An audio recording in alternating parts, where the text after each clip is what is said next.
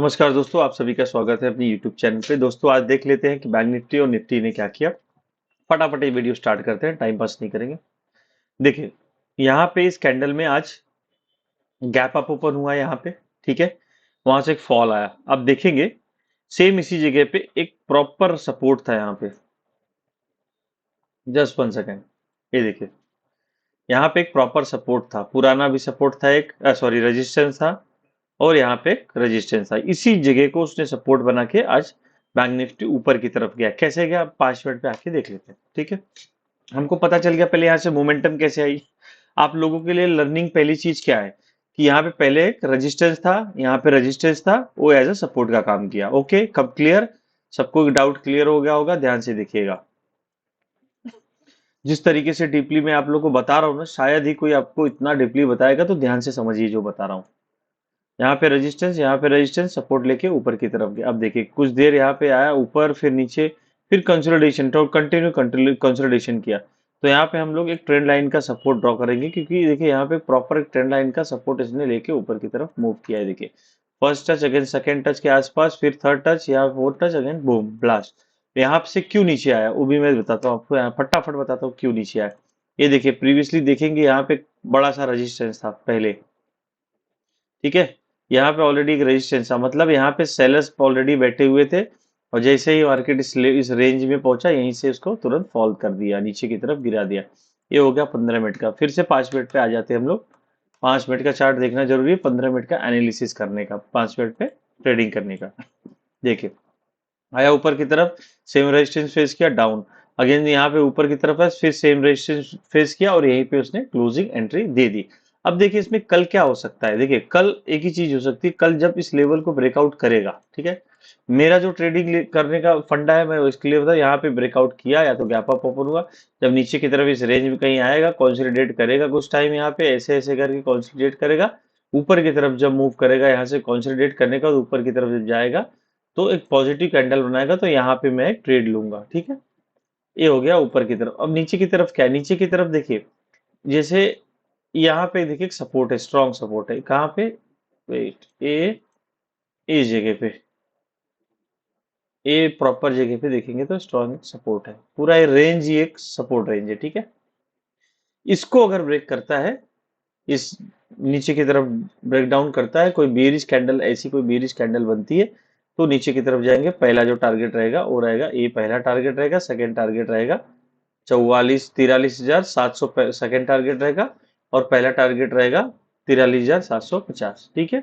ये हो गया बैंक निफ्टी का, एकदम क्लियर सिंपल वर्ड्स में समझाया, आप लोग को शायद समझ में आ गया होगा, ठीक है। अब आ जाते हैं निफ्टी में। निफ्टी ने क्या किया, देखिए आज मैंने निफ्टी में, आज एक्चुअली मैंने ट्रेड लिया था,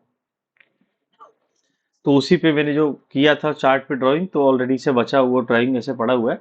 देखिए निफ्टी में भी सेम चीज हुआ, पहले एक रेजिस्टेंस था, यहाँ पे एक रेजिस्टेंस था, यहाँ पे एक रेजिस्टेंस था, यहाँ पे रेजिस्टेंस, मार्केट फॉल कर दिया।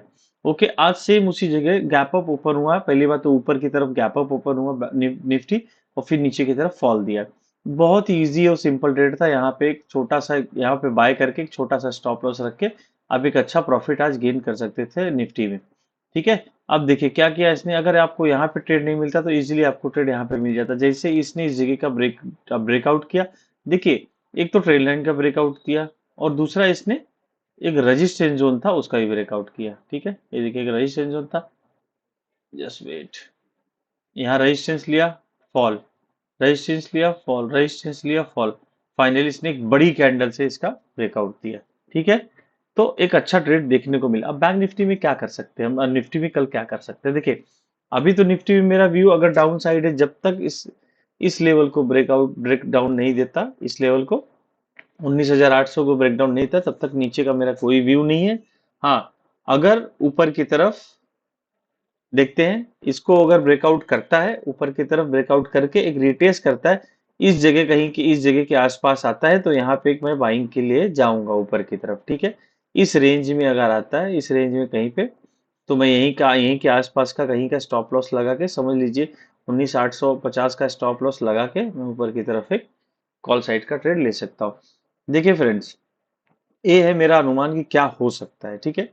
अब एक्चुअल में क्या होगा वो कोई नहीं जानता, ठीक है। ये प्राइस एक्शन के हिसाब से मैंने आपको बता दिया क्या मोमेंटम आ सकती है। प्रीवियसली एक्चुअली ड्राइंग वही है, ठीक है।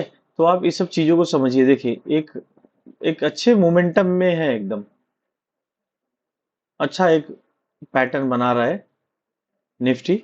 देखेंगे एक हाई लगाया, अगेन एक फॉल, अगेन एक हाई, अगेन एक फॉल, अगेन एक अच्छा खासा हाई लगा। तो मोस्ट प्रोबेबली चांसेस ये भी हो सकते हैं कि यहाँ पे फॉल करे, यहाँ तक आए और फिर यहाँ से ऊपर की तरफ जाए नीचे। इजी एंड सिंपल, ज्यादा इसमें दिमाग लगाने की कोई जरूरत नहीं है।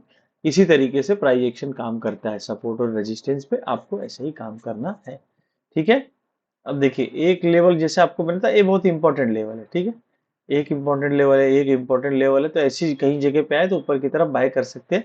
मगर मैं अगर बाइंग करूंगा नीचे आएगा तो इस तरफ बाइंग करूंगा, या तो अगर गैप अप ओपन होता है यहीं कहीं प्राइस रेंज बनाता है तब मैं देखूंगा कौन से हिसाब से ट्रेड करना है। आई होप गाइस आप लोग को क्लियर समझ में आया होगा जो मैंने बताया, बहुत सिंपल वर्ड्स में अच्छे तरीके से, ठीक है। गाइस आज के लिए इतना ही, थैंक यू सो मच। अगर आपको वीडियो अच्छी लगे तो लाइक शेयर एंड सब्सक्राइब कीजिएगा। Thank you so much.